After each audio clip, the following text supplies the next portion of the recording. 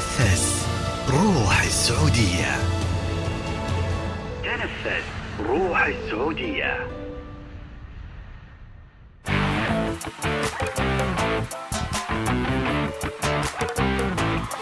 يا اهلا وسهلا فيكم مستمعين ومشاهدينا من جديد عبر اثير اذاعه MBC FM. معي انا جمانة عبد الله، في حياكم.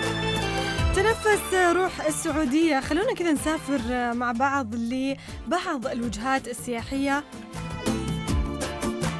لعاصمة الأكل البحري، واللي هي ظباء، واللي يطلق عليها عاصمة الأكل البحري ولؤلؤة البحر الأحمر، واللي تقع جنوب قمة خليج العقبة بمسافة 300 كيلومتر، واللي برضو يعني كما تبعد قرابة 200 كيلومتر جنوب غرب مدينة تبوك.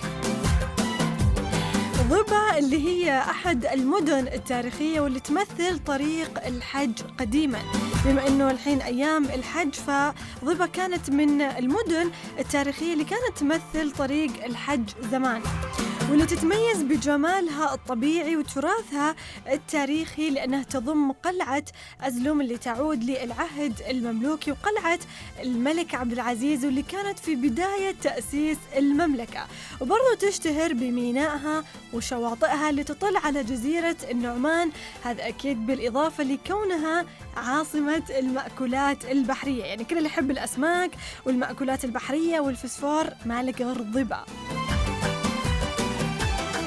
لكن إذا تبي واحة من الهدوء على ساحل البحر الأحمر بمنطقة الوجه، واللي تقع جنوب مدينة ظبا بمسافة 145 كيلومتر، وتبعد عن تبوك بمسافة 325 كيلومتر، وحتى تحدها جنوبا مدينة أملج، واللي تضم عدد من المعالم الأثرية زي المدينة القديمة وقلعة الزريب التاريخية وقلعة الوجه ومسجد الأشراف التاريخي، واللي يعد بناءه لما قبل 250 عاما. يعني أنتم مستوعبين 250 عاما، جدا سنوات كثيرة. حتى تعتبر مدينة الوجه واللي هي نقطة انطلاق مشروع البحر الأحمر، واللي يمثل أحد المشاريع التطويرية العملاقة على ساحل البحر الأحمر.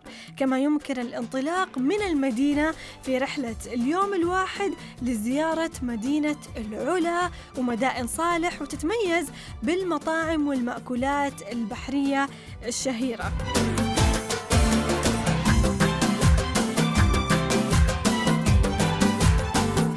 أكيد هذا كله في تنفس روح السعودية، يعني هذا الصيف وكل صيف.